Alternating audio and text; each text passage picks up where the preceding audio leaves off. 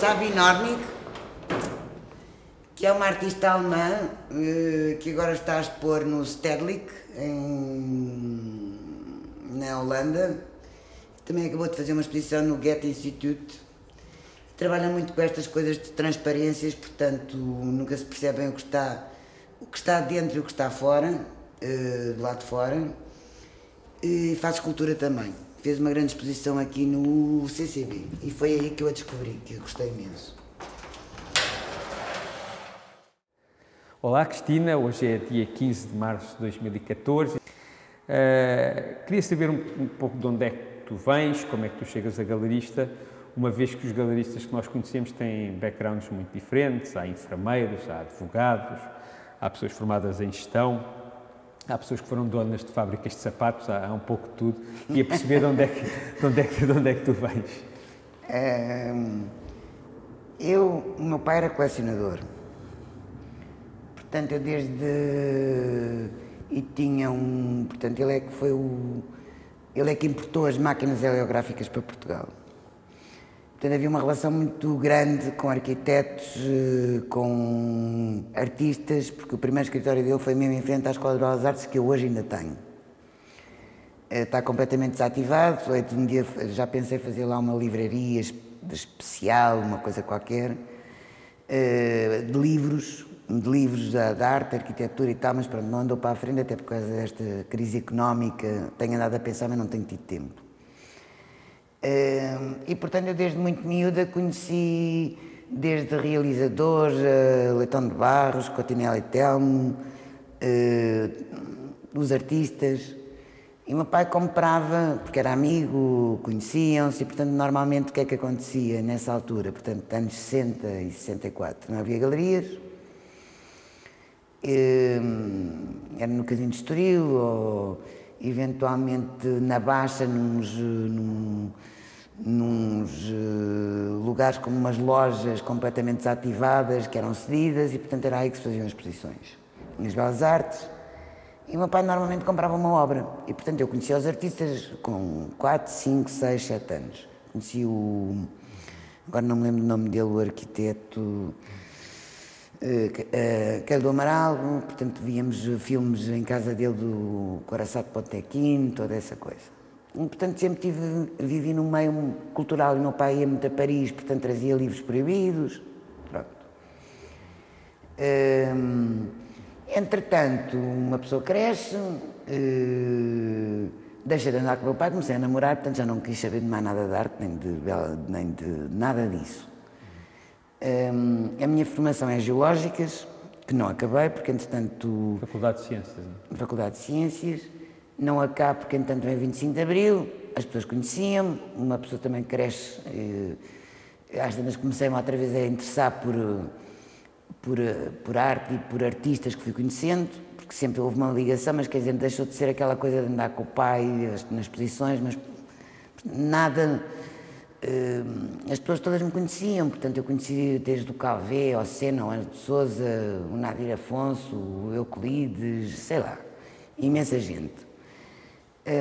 E daí portanto sempre tive nesta entourage. E quando é que voltas a... Quando não acabo, porque eu queria fazer vulcanismo, tinha uma bolsa para ir, tinha que ir para os Açores, da Gulbenkian. Não se estudava, portanto, sempre greves e tal, e portanto eu não desisti. E resolvi, passado um tempo, respondo a um anúncio no jornal para galeria, procura assistente, uma coisa qualquer deste género. Eu respondi, é claro que as pessoas conheciam-me toda a gente, e imediatamente fiquei a trabalhar com quem? Com a Ana Isabel Rodrigues. Onde? No Gemini. Portanto, foi o meu primeiro sítio do lado de cá, portanto, do lado de cá em vez de ser do lado de lá. É muito mais fácil ser colecionador ou visitante de uma galeria do que estar propriamente a receber pessoas e a perceber como, mas eu conhecia imensa gente. E foi muito interessante porque nessa altura, vou-te contar uma coisa muito engraçada, a história do Gemini era em frente, julgo que ainda está lá essa loja, e foi cedida à Ana Isabel durante um tempo com a ideia dela ficar com aquilo, que era uma renda caríssima, já não me lembro. Eu vou para lá e aquilo parecia que estava dentro de um aquário, porque era uma coisa mais... era um espaço elevado, havia o cinema em frente e, portanto, normalmente aquilo estava aberto até às 11h30, tinha assim um horário esquisito. E quando as pessoas vinham para o cinema, eu estava dentro de uma espécie de um aquário ainda por cima elevada. E eu confesso, ao terceiro dia tive quase para me vir embora, porque me sentia muito envergonhada de estar ali no meio, quer dizer, sentada numa mesa, tudo a olhar para mim, arranjava umas coisas, eu gostava, queria, mas apeteceu-me vir embora. Mas pronto, depois passei, entretanto, era um bocado tímida, sem ser tímida, mas era tímida. Quem eram os artistas? Que era com quem a Ana Isabel trabalhava, sim. Com o Rodrigo, com o Noronha da Costa, isto foi nos anos 80. Noronha da Costa, nessa altura, como é que ela se chama? O Neri, portanto conhece o Hogan, o Rogério Amaral, o Rogério de Freitas, o Rogério Ribeiro, portanto era um tipo de pessoas com quem ela trabalhava. E todos me conheciam. E, portanto, começam-me a dizer porque é que eu não faço uma galeria. E eu confesso que tive medo nessa altura. Não percebia nada de... criei como conhecia muita gente, criei o meu próprio mailing list, como hoje se diz. Eu é que fazia os convites, comecei a conhecer... Aquilo tinha um horário um bocado estranho porque fechava das 3 até às 6, salvo erro. Comecei a ir para os jornais e achava que havia uma exigência de cultura. Lembro-me de conhecer assim o Alexandre Pomar um bocado aos berros com ele, porque é que não faziam crítica, não arranjavam espaço, porque era essencial. Pronto, e daí esta minha introdução no mundo da arte, mas inside, como se costuma dizer. Depois, a Ana Isabel não quis aquele espaço, porque eles depois, ao fim de 6 meses, exigiam-lhe uma renda alta. Ela tinha outra galeria. Tentaram que eu ficasse, exatamente, pagava só 10% das vendas, mas eu achei que não estava preparada para isso. Mas comecei a fazer uma coisa que foi, pontualmente, comecei a fazer exposições em vários espaços, vários sítios. E trabalhar diretamente com os artistas. Portanto, depois há uma evolução, não é? Entretanto, tive... Uma posição mais de Marchand. Marchand que fazia exposições. Marchand, conhecia as pessoas, era-me fácil, pronto. Mas, quer dizer, não me sentia com a capacidade de ter uma galeria. Não, quer dizer, não conhecia, não sabia... mas tinha uma relação muito próxima com os artistas, com os Calvés, com toda essa gente. Tem uma coisa importante que é, os artistas, no fundo, ser galerista nessa altura era com certeza muito diferente de ser galerista hoje em dia. Mas vamos por partes. Os artistas eram diferentes do que são agora? Pelo menos no trato que têm com as galerias, as coisas eram diferentes? Não, o que eu acho... deixa-me só assim fazer mais um bocadinho acabar.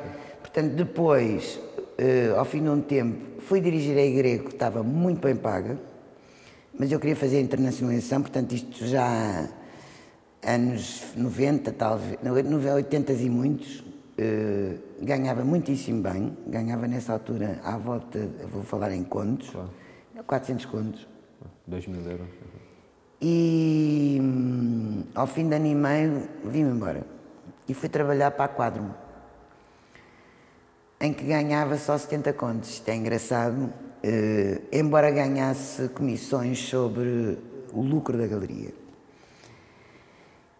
E não tinha horas, portanto, eu podia fazer aquilo que quisesse. E, portanto, comecei a fazer outras coisas, quer dizer, volta e meia fazia exposições, embora estando na Quadra, não fazia exposições fora da galeria. Entretanto, dei origem ao Centro Cultural de Cascais, porque fui eu que agarrei na história da Gandarinha, porque, entretanto, Estive a viver com uma pessoa em Cascais e percebi que não havia nada. E depois, ao fim de também 2 anos ou 2 anos e meio, eu trabalhar com uma câmara é terrível. Trabalhar com uma câmara, eu não trabalhava com uma câmara, fazia projetos que eram aceitos, mas era complicadíssimo. Resolvi abrir a galeria e tudo, depois vocês sabem o resto. Portanto, fiz uma sociedade com uma galeria que hoje existe, que é a Filomena Soares. E ao fim de ano e meio também não dá, cada um temos cabeças diferentes, maneiras de ser diferentes, e abri a minha galeria e pronto, cá estou. Relativamente ao que tu me disseste, artistas... Sim, a relação, quando tu começaste, não é? Se a relação que um galerista tinha com o artista era diferente, se os artistas eram diferentes, se havia... Não, eu acho que era muito idêntica à que é hoje, mas não era... Há um problema que ainda hoje nós temos, que é assim, há muita falta de profissionalismo. Naquela altura ainda era pior. Portanto, há uma evolução que é pequena, mesmo relativamente a colecionadores e clientes e tudo. Porque realmente, quer dizer, nos anos 60, 64, 65, não havia praticamente galerias, era a São Mamed, a Quadron, e apareceu muito mais tarde a São Mamed e a 111, e muito mais tarde a Quadron. Como tu sabes, a São Mamed resvala de antiguidades para arte. A 111 está ligada a uma livraria, portanto, o lado profissional da coisa começou a existir talvez nos anos 80 e tal.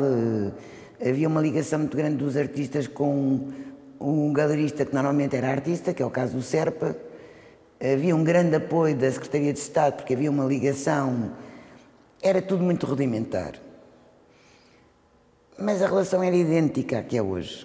Portanto, havia uma coisa que eu me lembro que era estranhíssima, porque a Ana Isabel, quando lhe interessava um artista, eu perguntava, mas não está interessada neste artista e tal? E ela dizia, estou, mas não lhe vou dizer porque ele me pode dizer que não.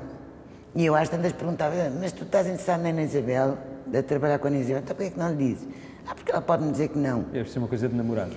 Portanto, no fundo, havia aqui, quer dizer, aquilo para ser ultrapassado, que eu achava estranhíssimo. Eu não tenho problema nenhum em chegar ao pé de um artista e dizer, olha, estou interessado em trabalhar contigo, queres? Portanto, muito direto. Portanto, havia uma espécie de uma... Eu acho que hoje a relação é muito mais aberta, é muito mais profissional e também é muito mais concorrencial. Há uma coisa que eu noto hoje, que há 10 anos não existia, portanto, e que é ótima. Os galeristas hoje em dia têm uma relação muito próxima uns com os outros. Eu, por exemplo, se alguém me vem dizer mal de um... Eu posso dizer mal de um colega meu, com alguém... Não, eu podia fazer assim ou assado, pronto. Mas se alguém me vem dizer mal de um colega que seja de fora, ou no meio de algumas pessoas dizer-me mal de um colega meu, eu fico furiosa. Não vou dizer quem, mas ainda há pouco tempo me vieram pedir para eu trabalhar com...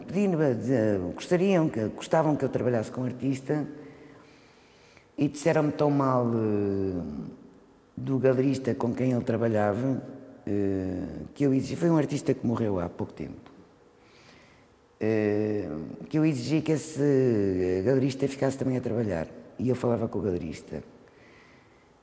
Mas não foi fácil e, portanto, não foi fácil, quer dizer, não gostei da forma da abordagem e, portanto, saltei fora, como se costuma dizer. Nessa altura vendia-se da mesma maneira que se vende agora, vendia-se menos, havia outra maneira de abordar os clientes, era igual? Era idêntico, mas tudo muito mais rudimentar. Por exemplo, quem compravam eram os médicos, e os médicos, muitos, havia um grupo, principalmente radiologistas, era um grupo de médicos que compravam imenso. Onde é que eles estão? Já morreram. e advogados. Depois mudou, depois passou a ser banqueiros e construtores, ou promotores, se quiseres, que realmente, claro que não são todos, são alguns, mas quer dizer, há uma diferença. Hoje em dia temos muito mais pessoas interessadas em arte do que anteriormente, e portanto eu noto nisso uma evolução, mas gostava imenso que as coisas fossem mais fáceis. Por exemplo, eu acho que os museus deviam ter um papel muito mais ativo do que têm na promoção, inclusive, da arte portuguesa, porque devia estar contextualizada, que foi uma coisa que eu fiz com a galeria, quer dizer, eu tenho artistas portugueses com quem trabalho há muito tempo, como tu sabes, mas contextualizei-os logo imediatamente com artistas internacionais. Porquê? Porque a minha ideia sempre foi a internacionalização.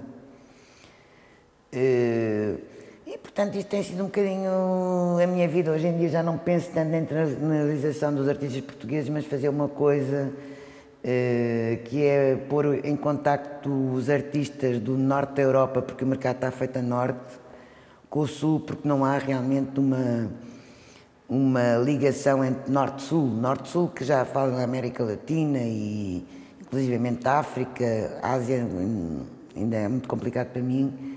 Mas o que eu noto, por exemplo, tu falas com um galerista sueco ou com um galerista alemão, Mas já vamos aí.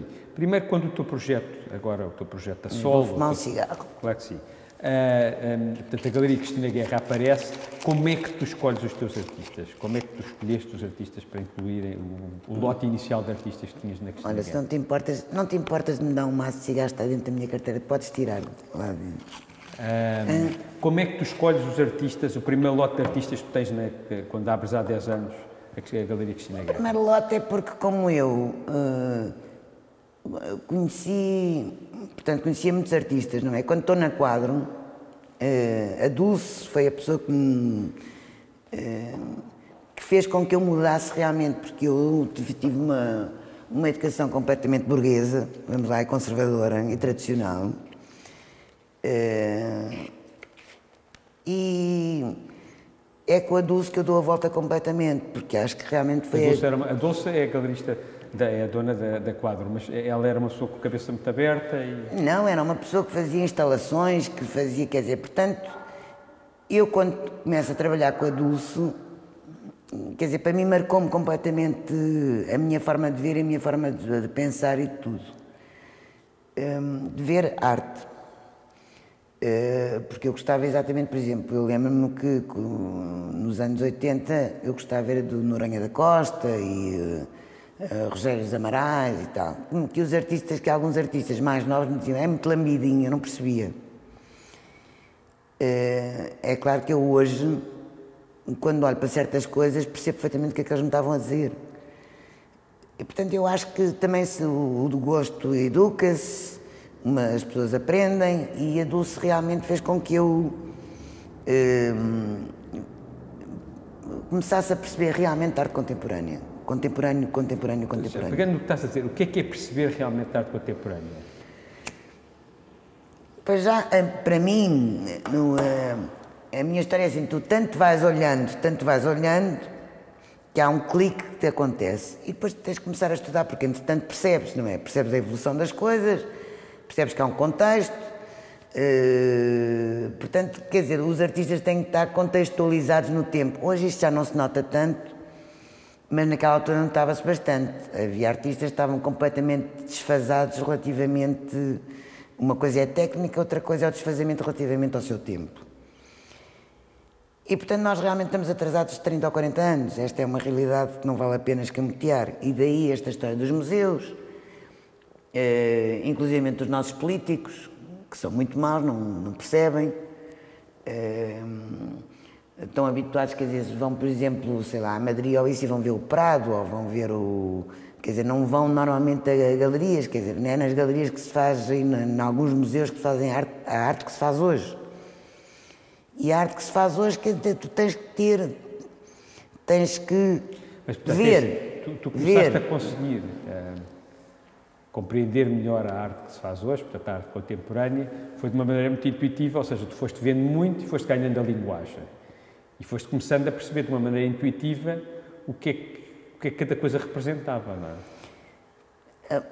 Sim, isso foi uma das formas, porque me habituei sempre a ver, portanto, para mim, portanto, é a ver que eu aprendi, mas também estudava, é uma coisa engraçada porque eu também queria perceber, não é? Portanto, a arte, no fundo, também tem que se perceber o porquê, porque é que uma coisa vai daqui para aqui e aquilo existe.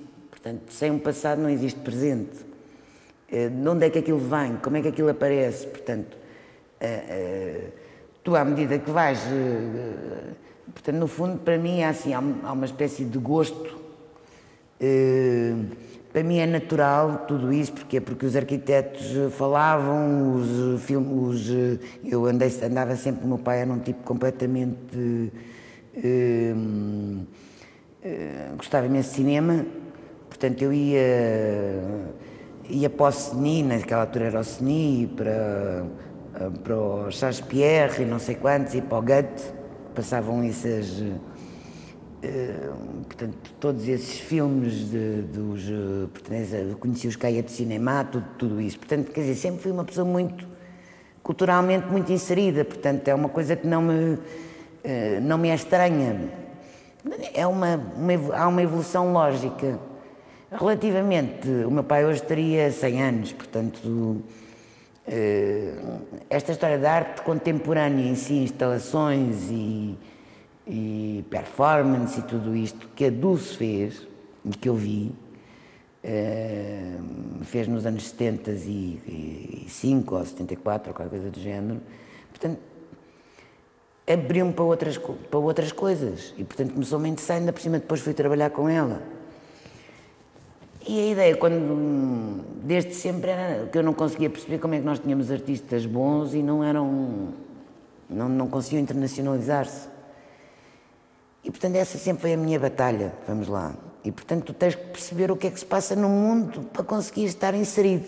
E daí toda esta história. Relativamente aos artistas que eu escolho, ou que eu escolhi desde quando começo a trabalhar com a Dulce, dou-me com imensos artistas, desde o João Louros ao Feliciano, que são 10 anos mais novos que eu, que eram os miúdos naquela altura, eu tinha 30 e tal, eles tinham 20 e tal. E portanto, eu saía da galeria, mas falávamos imenso e falávamos na galeria e tal. Portanto, quer dizer, isto é assim que as coisas vão acontecendo. Portanto, quando eu abro a galeria, imediatamente eu já sabia o que é que queria. Portanto, escolho imediatamente um X de artistas. Além disso, como sempre vi, desde os 20 e tal anos, comecei a ir fora e via as galerias, portanto, quer dizer, tu aprendes. E estudas e queres saber e percebes, não é? Como é que escolhes hoje em dia? Tu hoje em dia vês artistas jovens, não vês absolutamente nada, estás muito fechada no teu grupo de artistas e ali vais de uma forma orgânica arranjando outros, ou tu tens uma atenção ao que se passa, seja artistas que saem das universidades, seja artistas jovens internacionais? Também tem que ter uma coisa que é assim, no fundo, como eu vi muitos museus e muita coisa, há uma coisa que eu percebi, o que eu gosto é de conceptualistas e minimalistas, portanto, essa é a base. É por isso que muitas pessoas me dizem, tal, és muito dura. Mas é realmente o que eu gosto. E também gosto da pop, portanto, mas se uma coisa tiver muita cor, eu não me assusto, quer dizer, gosto. És bastante portuguesa. Mas estou um bocadinho, portanto, eu gosto das coisas porque me cansam.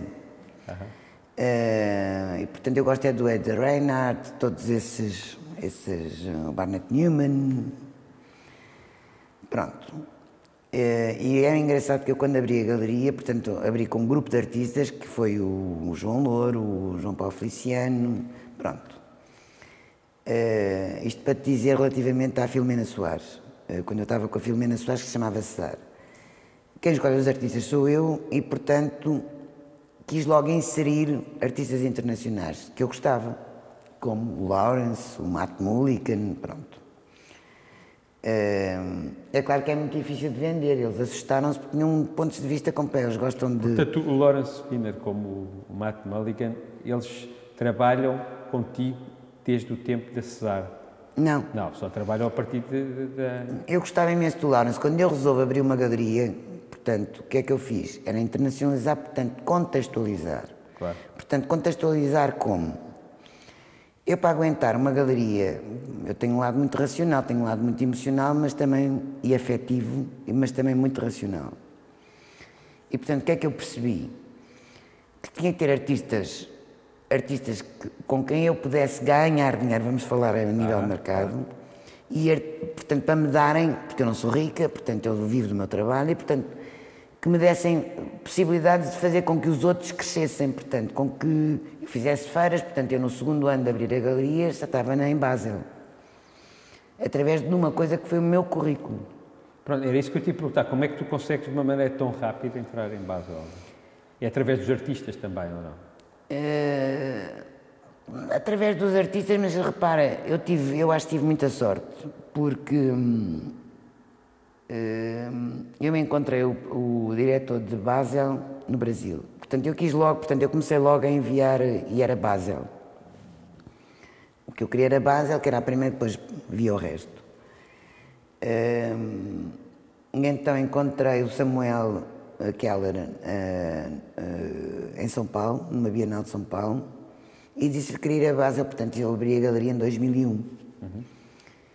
E salvo ver, encontrei-o em, não sei se foi em 99. Já o conhecias? Ou... Não conhecia. Abordaste-o, eu sou muito direta. Eu assim ou não, quer dizer, não sou nada portuguesa nesse aspecto de e tal, não sei o quê. Não, disse que queria, como é que havia de fazer e tal, eu sei que precisava de 3 anos, mas como é que havia de fazer? Mando o currículo, entretanto, nesse ano fiquei a trabalhar com o Lawrence, com o Matt, pronto. E depois arranjei o Erwin Wurms e tal, pronto. De uma forma, quer dizer, eu só trabalho com quem gosto, senão, e em quem acredito, senão não dá. Quem gostas pessoalmente ou quem gostas do trabalho, ou as duas coisas? Não, primeiro é o trabalho, e depois se não gosto da pessoa não vale a pena. Quer dizer, eu tenho que acreditar naquilo que estou a fazer, porque pode ser um artista que venda muitíssimo bem, mas se eu não acreditar no trabalho, não gostar do artista, quer dizer, se não perceber a cabeça dele, não vale a pena porque não dá. E então mandei as coisas e em 2001 caíram as torres. Portanto, a primeira feira de Miami, Basel, que foi logo Miami, Basel, pronto.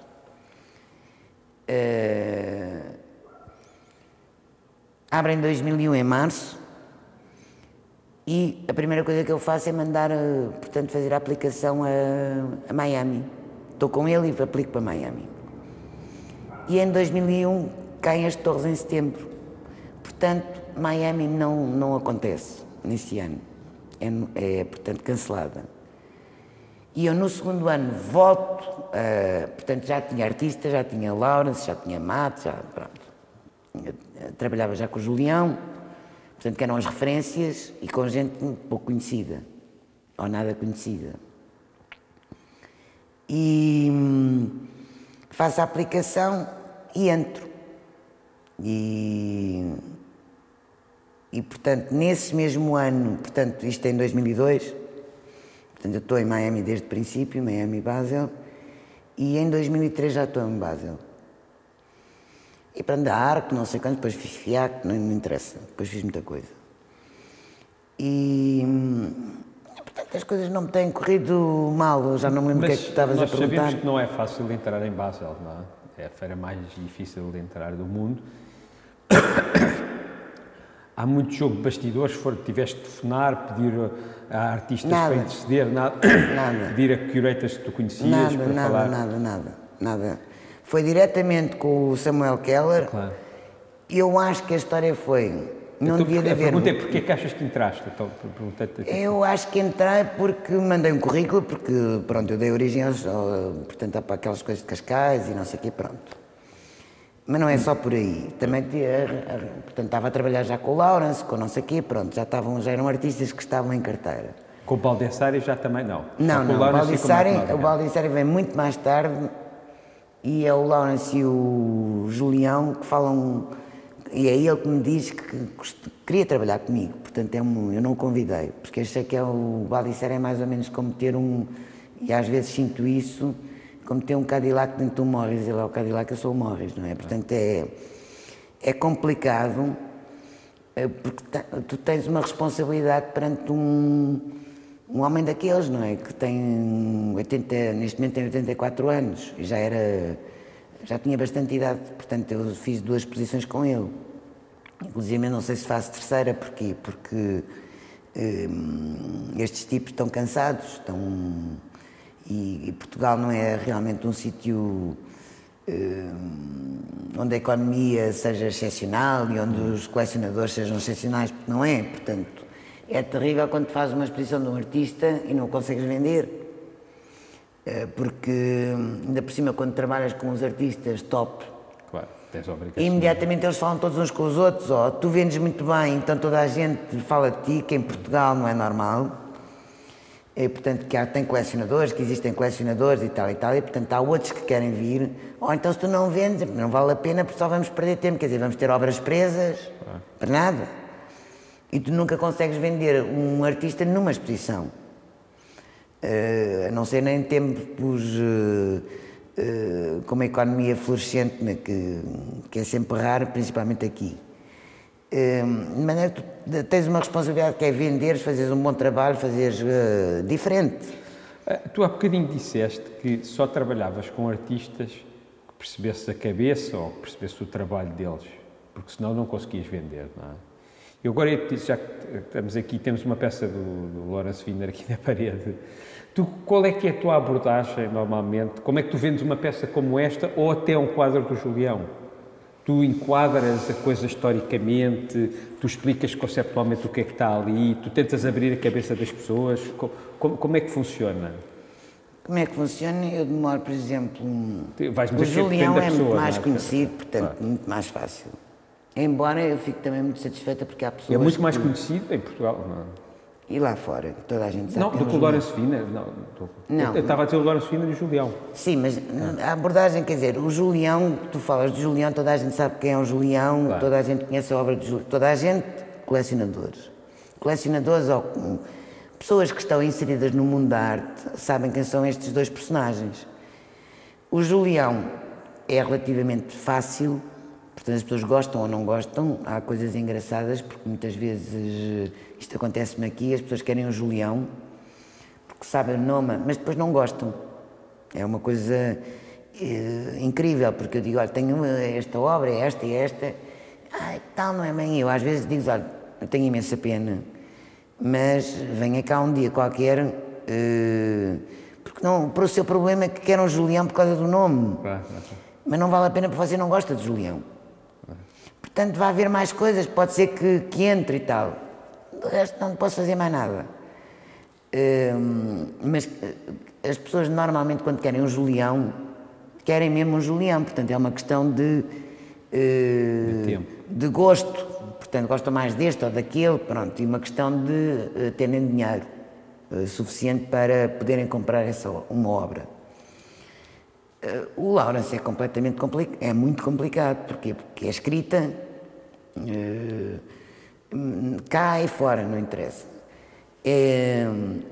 Tu quando fazes a aquisição não tens obra nenhuma, tens o certificado, tens o papel e tu é que podes fazer a obra. Portanto, uma obra do Lawrence Wiener demora mais ou menos 2 anos e meio. Porquê? Porque eu dou livros, falo da obra, explico o artista, explico a obra. Muitas vezes é muito engraçado porque as pessoas estão preparadas porque acham que sim, que devem comprar, mas em cima da hora, colecionadores mesmo, dizem-me assim, mas Cristina, explique-me, porque eu ao fim de 2 anos, olha, agora desta vez é que me vai comprar um Lawrence. Claro. E eles dizem-me, ficam assim um bocado, mas e o que é que eu levo para casa? Eu dei-lhe tantos livros, ainda não leu. Então, olha, vá-se embora daqui a 15 dias, se quiser, passe cá. E eles voltam e compram. Mas demora 2 anos e meio e não é para toda a gente. como a obra do Julião também não é para toda a gente, não tem cor, portanto, toda a obra tem escrito. Hoje é mais fácil, que é outra coisa que eu também noto. Mas mesmo assim não é muito fácil. Pronto, há coisas que eu não vou citar nomes, mas há artistas muito mais fáceis de vender do que outros. Porque este tipo de coisas que eu vendo, ainda por cima quando são coisas caras, tu tens de ter a noção, quer dizer, qualquer pessoa não chega e não compra, quer dizer, quer perceber porque é que as coisas custam o preço que custam. E para isso as pessoas têm que ter informação. E, portanto, há uma coisa que tu lhes tens que dar, é informação. As pessoas que eu tenho na galeria são pessoas informadas. Quer dizer, ninguém vai à galeria, porque normalmente uma pessoa que vai lá para comprar uma obra para decorar, vai-se embora, não dá. Portanto, as pessoas que vão à galeria querem realmente aquele artista. E, portanto, isso facilita muito a vida, não é? Então, pegando exatamente no que tu estás a dizer, vamos passar a outro assunto que é mais ou menos o mesmo. Quem é que são os colecionadores? São investidores? São apaixonados? São a mistura destas duas coisas? Se tu tivesses que fazer um retrato dos teus colecionadores, sei lá, quais eram os adjetivos que tu usavas? Mas aqui lá fora eu acho que tudo é muito relativo e aqui e lá fora nós às vezes dizemos muito mal daqui, claro que não é bom porque a diferença é que aqui há menos e, portanto, se tu viveres na Bélgica ou na Suíça não estás restringido aos colecionadores suíços, tens os belgas, tens os franceses, os alemães. O nosso problema é que nós estamos aqui um bocado na ponta e, portanto, de um lado temos o Atlântico e do outro lado temos os espanhóis. E há muito menos colecionadores, ou seja, pessoas que gostam realmente de arte e que pensam em arte enquanto arte. Mas eu acho que toda a gente pensa um bocadinho sempre em investimento. É escusado, não vale a pena darmos muitas voltas, porque se uma coisa é relativamente barata, uma pessoa gosta e não é muito cara, as pessoas arriscam e depois as coisas sobem e, portanto, às tantas estão aí. Agora, quando uma coisa é bastante cara, as pessoas pensam duas vezes e querem saber, não vale a pena. E há sempre um lado de investimento, quer dizer, ninguém vai comprar uma obra de $300 mil ou $400 mil se sabe que vai perder no dia seguinte, não vai.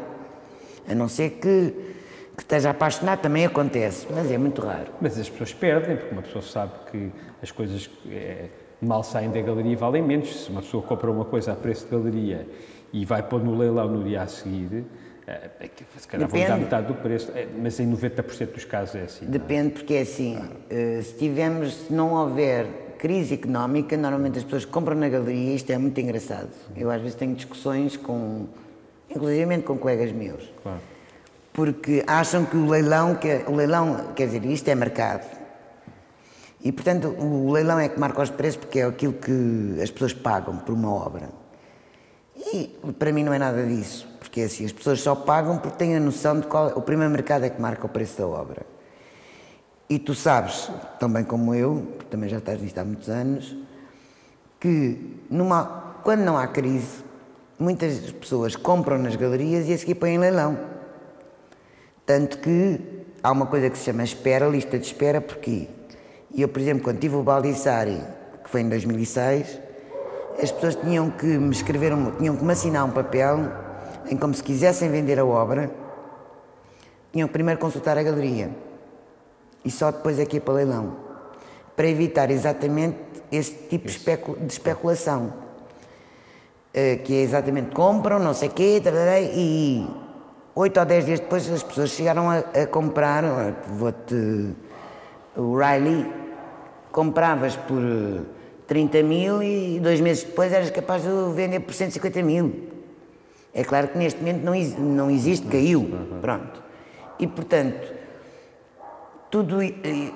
até o mercado de arte tem regras. É claro que se há crise, o que é que acontece? Há uma desvalorização, não. As pessoas estão um bocado aflitas e vendem por qualquer preço. E as leiloeiras também aproveitam esse preço para exatamente ganharem dinheiro. Pronto, é assim. E continua, tu sabes comprar-te barato, porquê? Porque há um primeiro mercado que sabes o preço e, portanto, ou está barato ou está mais caro. Ou é um preço especulativo, que é assustador também. É tão mau para o primeiro mercado, e para um artista, e para um galerista, e para o mercado, é muito mau. Ter acima ou ter Tanto o abaixo? especulativo como para baixo, mas pronto, é assim, e todos nós sabemos, mas, por exemplo, uma Vieira da Silva pode estar com preços altíssimos e pode estar também com os preços muito mais baixos, mas, no entanto, tem sempre o seu valor.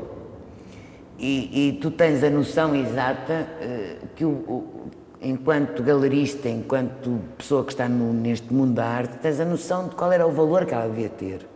É claro que às vezes vai para cima, outras vezes está um bocadinho mais para baixo, mas tem sempre o mesmo valor. Voltando à questão dos mas vou dizer outra coisa, é muito melhor para mim.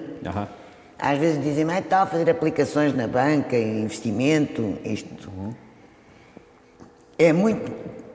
também porque eu sei, percebo. Mas tu, em princípio, se comprares, se souberes o que é que estás a comprar, tu nunca perdes.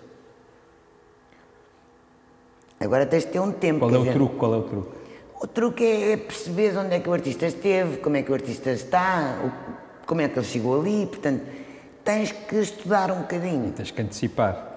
Não é antecipar, quer dizer, não... Tens de perceber o que é que isto vai acontecer, faz lembrar, não é? quer dizer, quando tu vês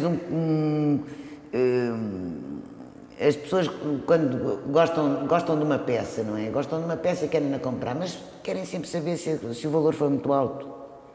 Até hoje, as coisas com preços muito baixos, as pessoas querem perceber um bocadinho mais, querem saber, pelo menos o meu tipo de cliente, o meu cliente tipo é assim.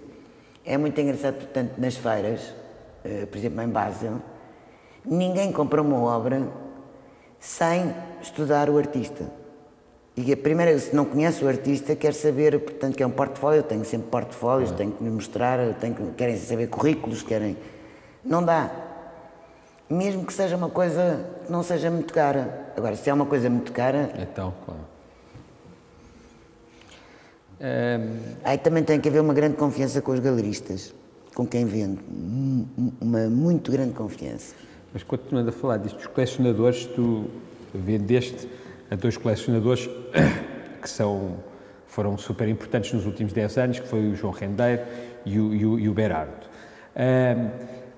Pessoas apaixonadas, investidores, como é que foi lidar com eles?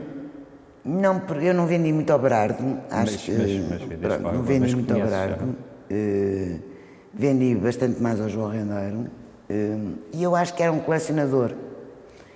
Mas é assim, quando uma pessoa chega aos 60 anos,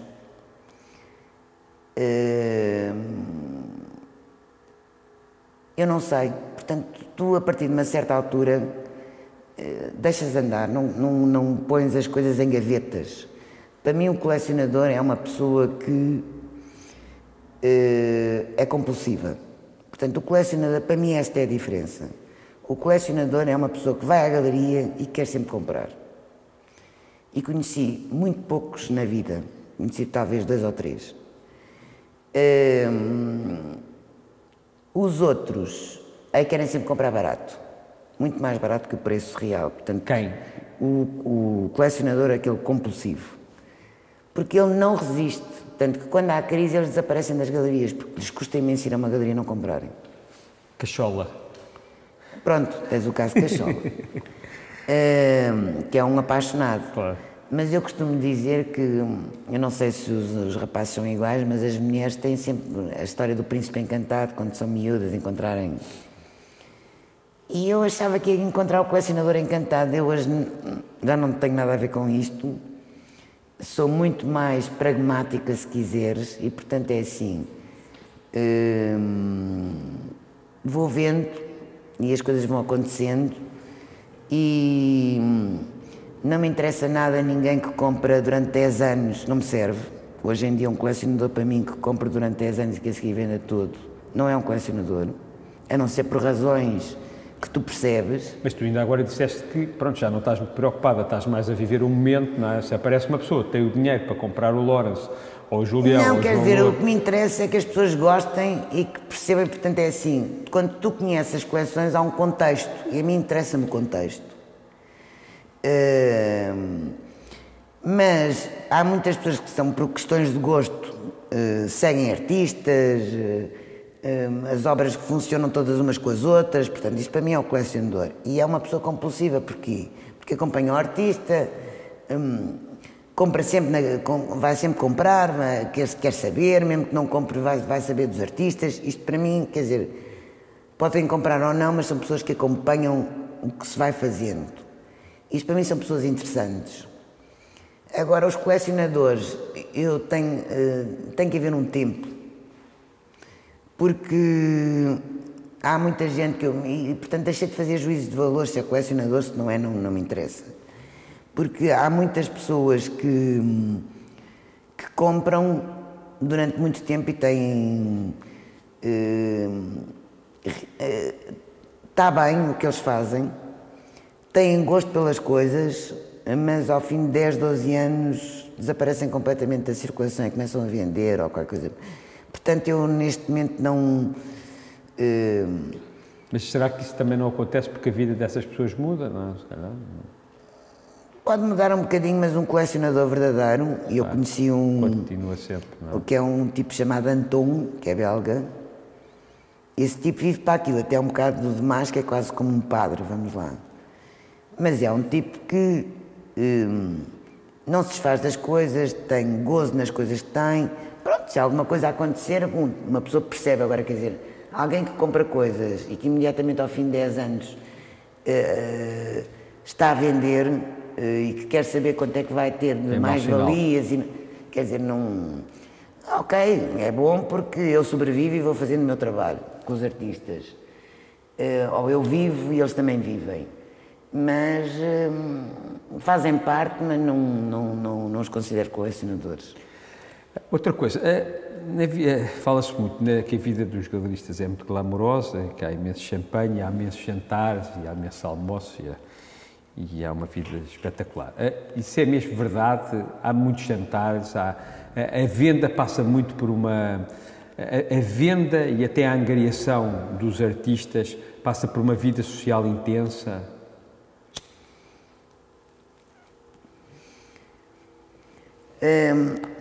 Eu acho que, quer dizer, isso é um esforço que tem que fazer um galerista, inclusive um artista, porque muitas das coisas passam por relações pessoais. E, portanto, se tu não estiveres inserido no meio, estás fora. Eu julgo que é muito importante. Mesmo a relação, quer dizer, a relação que se estabelece. Eu conheci muita gente através de artistas. Portanto, vendo imensa coisa porque ponho os artistas em contacto com as pessoas que eu considero realmente clientes e colecionadores.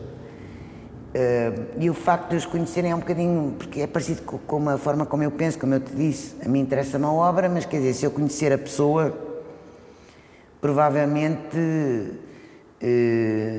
há um reforço da ideia que tenho sobre as coisas. É muito mais fácil, porque se tiveres obras, como eu tenho $200 mil ou qualquer coisa de 300 mil, se houver se houver a possibilidade de conheceres a pessoa, provavelmente ficas muito mais segura do que se não a conheceres.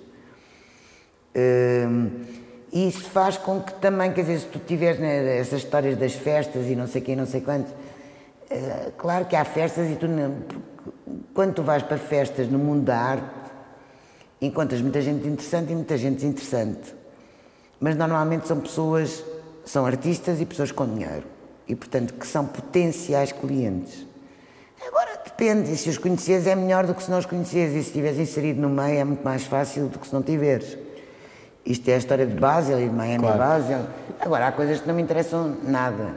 Porque é aquilo que eu costumo dizer, as festas de tutti frutti são muito vagas e muito pouco interessantes. Agora, há jantares que não são festas, são, no fundo, pessoas que se juntam, que gostam de arte com artistas, e eu acho que isso é muito enriquecedor, é isso que se chamam festas, não sei, mas... E diz-me uma coisa, é assim, parece-me a mim que há algum preconceito da parte dos artistas portugueses em entrar nesse jogo, não é? Eu noto, sei lá, que um Baldessari ou um Lawrence Wiener vai com muito mais facilidade, se calhar, jantar à casa de um potencial comprador de uma obra dele, do que se calhar alguns artistas portugueses que sentem, não, isso não faz parte. Não, eu vou-te dizer uma coisa, eu acho que é essencial um artista trabalhar com um galerista, e portanto há uma espécie, nós fazemos uma... Filtro. Nós, quando dizemos a um artista para ir a um sítio, é porque vale a pena ir ao sítio, quer dizer, não é desinteressante.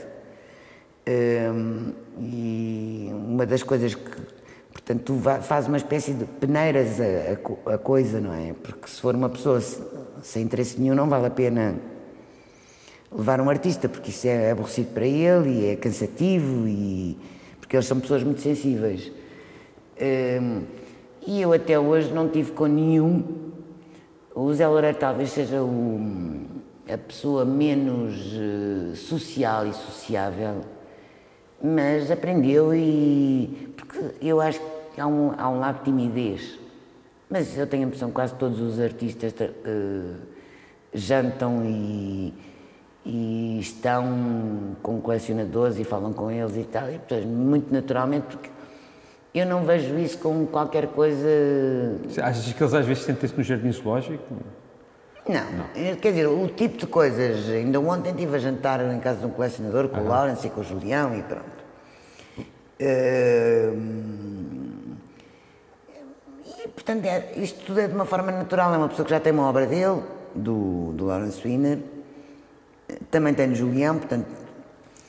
E, portanto, é natural que as pessoas se encontrem, se falem, e portanto é sempre enriquecedor, eu aprendo sempre. E para mim é muito interessante, porque eu aprendo que, no fundo, tu enquanto galerista, é sempre bom estar com um artista porque são os dois lados onde tu te mexes.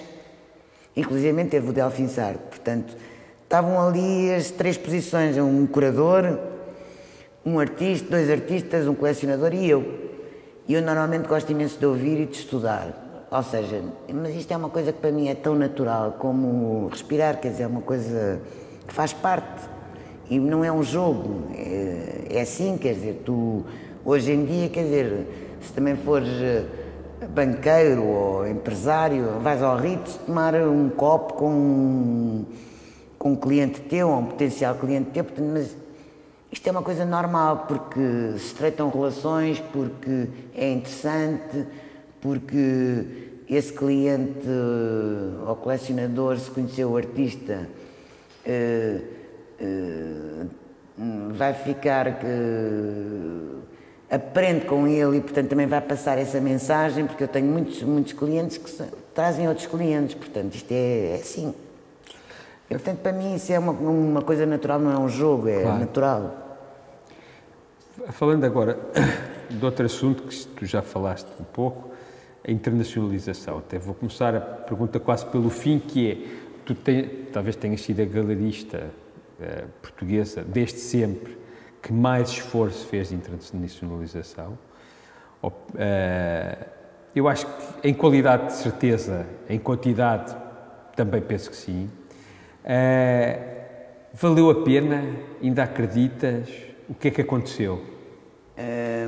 10 anos a gastar muito dinheiro em feiras, 10 anos a viajar muito.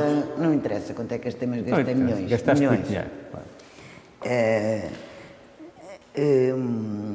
É assim, tu acreditas, como se costuma dizer, fechas a loja. Portanto, eu continuo a acreditar, porque nós não somos diferentes, nós temos ótimos artistas. O que eu acho é que devia de haver uma política real em que houvessem mais galerias, e tu sabes que eu pus para que as galerias façam, outras galerias mais portuguesas existam neste contexto internacional. Porquê? e agora estamos a tentar uma feira aqui no Estoril a ver se a coisa acontece, porque também facilita, porque se tu estás fora, é o que eu costumo dizer, quem não aparece esquece. E uma das coisas que mais que me punha bastante irritada era, por exemplo, tanto colecionadores como galeristas lá fora, em Basel e tal, me diziam, mas ainda hoje me dizem, mas tu consegues vender em Portugal, mas tu vendes em Portugal, mas há outras galerias em Portugal, e há imensos colecionadores que que têm casas no Algarve e começaram a entrar por aqui, agora menos, porque as coisas estão mais misturadas, felizmente. E estão muitos colecionadores realmente a comprar casas em Lisboa e no Algarve e tal, é que nós temos que aproveitar e temos que fazer um esforço para isso. Mas eu não sei se, eu não acredito nem deixo de acreditar, eu hoje em dia acho que é assim, eu tenho que fazer aquilo que eu acho que tenho que fazer e que eu acredito. E o resto há de se fazer por si, porque como te disse, estamos 30 anos atrasados, portanto, muito naturalmente, eu queria que as coisas acontecessem hoje. É porque é o meu tempo, mas também já estou naquela que é assim, se não for hoje, será amanhã, portanto, há um trabalho que eu tenho que fazer que vai ser continuado por outros, e é assim a vida. Diz-me uma coisa, tu há bocadinho disseste que eras uma pessoa muito concreta, tu tens artistas muito concretos, com que trabalhas há muitos anos, mais uma vez eu digo, onde investiste muito dinheiro para internacionalizar, o que é que está diferente na visibilidade do trabalho deles desde quando tu começaste e agora? Uma das coisas que está melhor, é difícil, eu não desisto, sou muito teimosa. Porquê é que é tão difícil? Porquê é que é difícil? Porque Portugal não existe, economicamente não existe. Hoje em dia, felizmente, há mais galerias fora a fazerem feiras, portanto, começa a acontecer qualquer coisa que as pessoas percebem que, afinal, há artistas portugueses e há galerias portuguesas. Mas, não, quer dizer, a história disto é assim, os museus não fazem nada, fazem muito pouco, os governos é uma desgraça, não temos uma, quer dizer, é incrível como é que Lisboa não tem um museu de arte contemporânea, não tem. Os colecionadores que passavam por aqui, eu tinha que ir a dar-lhe uma volta pelas galerias para verem arte contemporânea, e, portanto, eles ficavam muito admirados como é que havia galerias, quer dizer, se havia galerias boas porque as há, e com artistas bons, portanto era porque se vendia, portanto isso também me interessava a mim, era por isso que eu também fazia isso. Mas a história disto é assim, tu percebes que Portugal realmente não é um país do primeiro mundo, nem é um país de terceiro mundo, nós estamos no segundo. E, portanto, isto vai levar um tempo, quer dizer, nós não temos uma revista de arte, os jornais já não fazem nada, quer dizer, eu tenho o Lawrence Wiener, o Baldisseri, por exemplo, quando fez aqui, ia ganhar, saiu daqui para Veneza direto, ganhou o Leão de Ouro, a Veneza. Eu não consegui que ninguém lhe fizesse uma entrevista. Se eu tivesse cá, tinha feito. Mas uma entrevista para um jornal, para, quer dizer, um meio de informação não havia.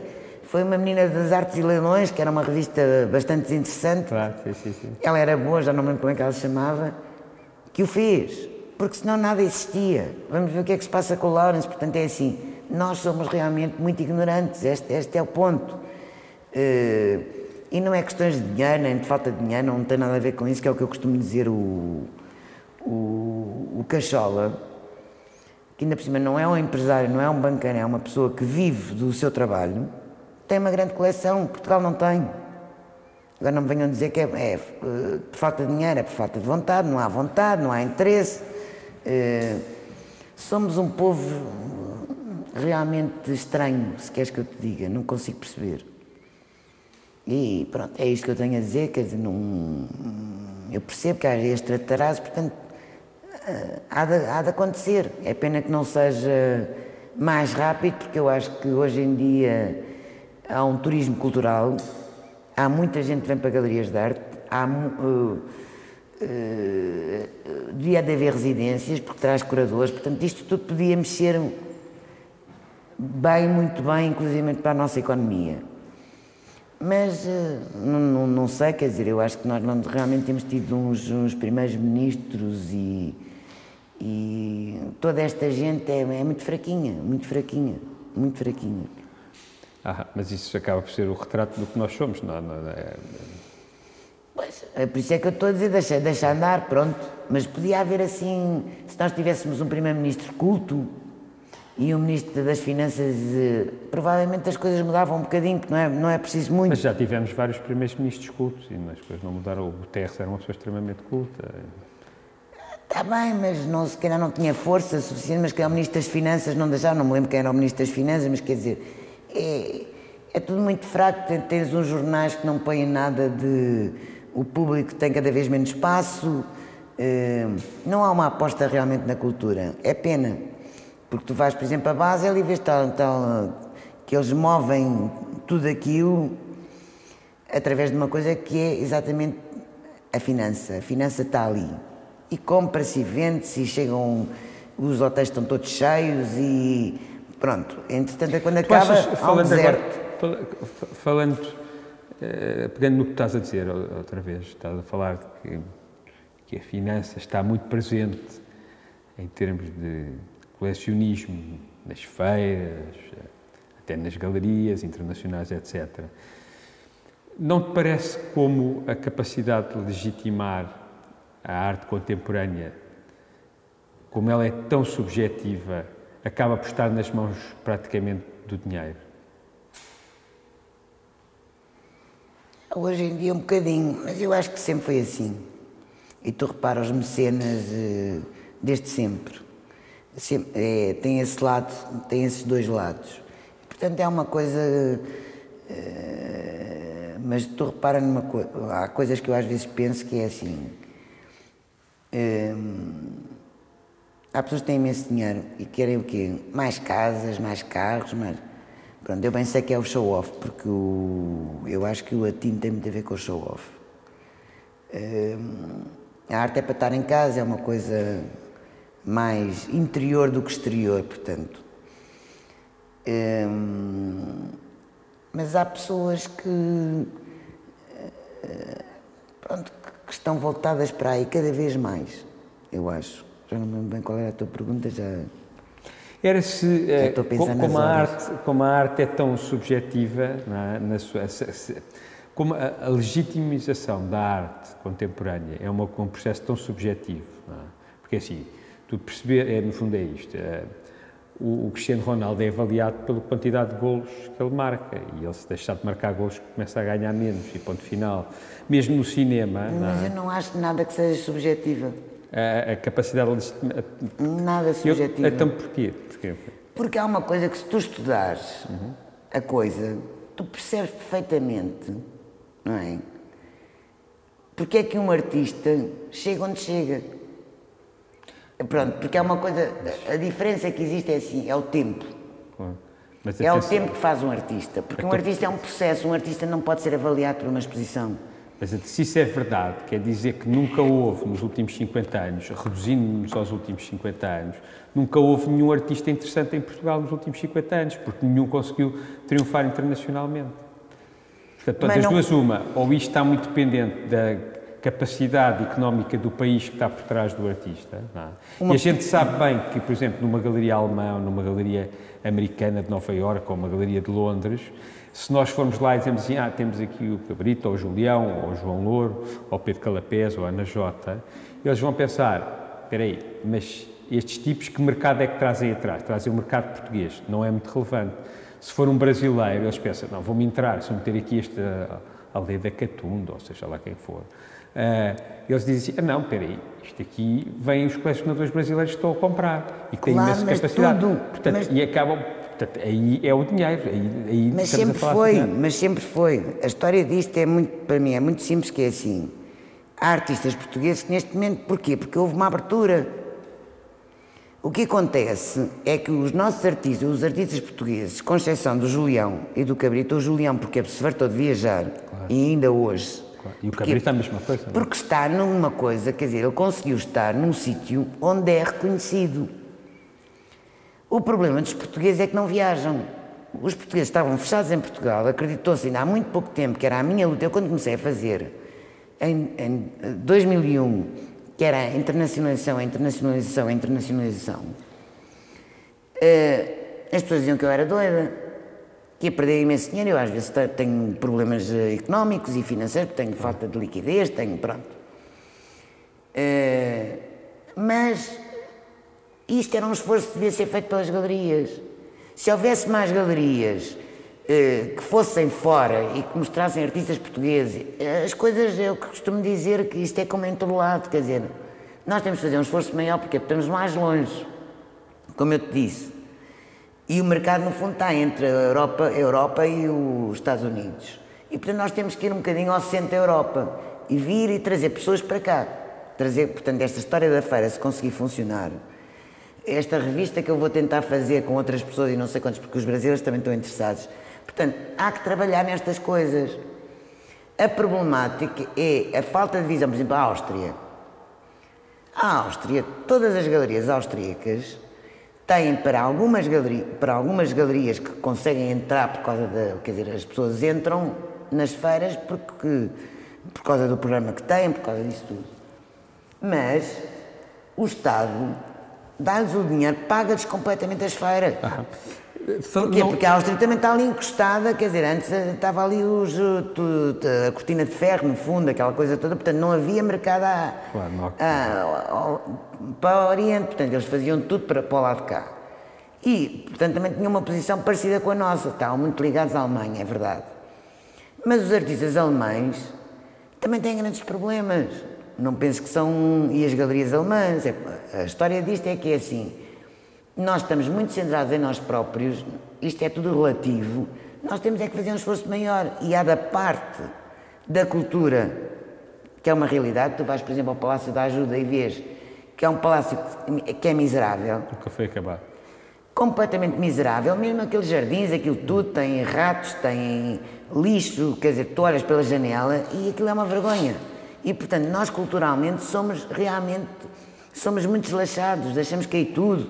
Tu vais à Áustria e está tudo arranjado, quer dizer, portanto, há uma grande diferença entre nós e eles. Nós somos um povo desleixado e culturalmente nós não preservamos o passado, nós queremos uma coisa que é o presente e ostentar riqueza hoje, que é claro que amanhã já não existe.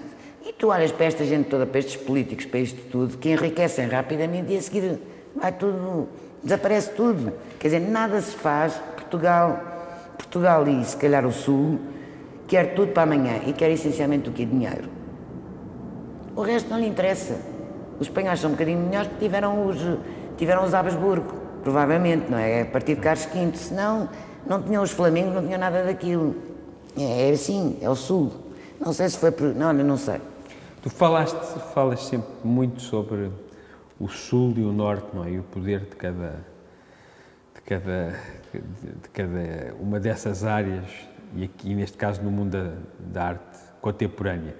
Tu continuas a acreditar que o caminho poderá ir muito pelo Brasil, por África? Porque parece-me que acreditaste muito, mas que agora já não falas tanto disso. Não, eu continuo a falar, o que estou a dizer é que eu de antes pensei na internacionalização dos portugueses. E hoje em dia penso numa coisa, porque tu vais ao Brasil, o Brasil é um país completamente fechado, só querem os brasileiros. Claro. Pronto. O que é que a mim me interessa? Interessa-me, eu acho que a arte torna as pessoas melhores.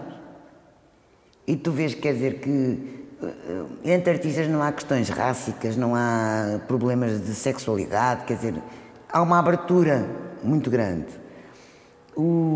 A história do Norte olhar para o Sul como se fôssemos uns preguiçosos, não é verdade. Eu, por exemplo, eu trabalho melhor enquanto galerista do que muitas das galerias do Norte da Europa.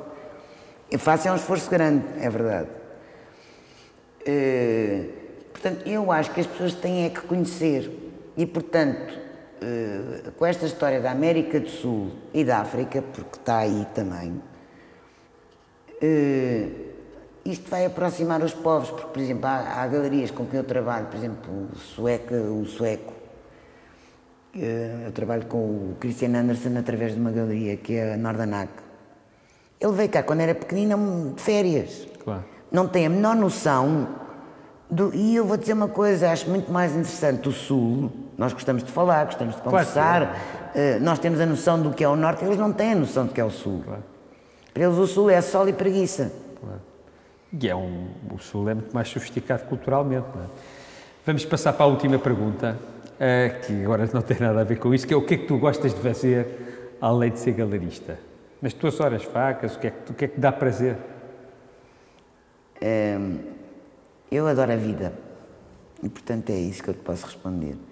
Portanto, eu gosto de viver, eu gosto de tudo. Gosto de comer, gosto de ir para a praia. Há uma coisa que é assim, eu vivo intensamente aquilo que faço. Isto para mim é o meu segredo. Dançar, não? Dançar. Dançar, tanto que parti um pé, como tu sabes, eu tenho 3 ossos do pé, a dançar o Zorba em Basel. Dançar, eu gosto, quer dizer, quando estou. E pronto, a minha vida é assim um bocado, eu sou uma apaixonada, eu tenho que estar apaixonada, se eu não estiver apaixonada, acabou. Se calhar é por isso que eu nunca me casei. Está bem, Cristina, olha, gostei muito, a entrevista foi ótima e ficamos por aqui.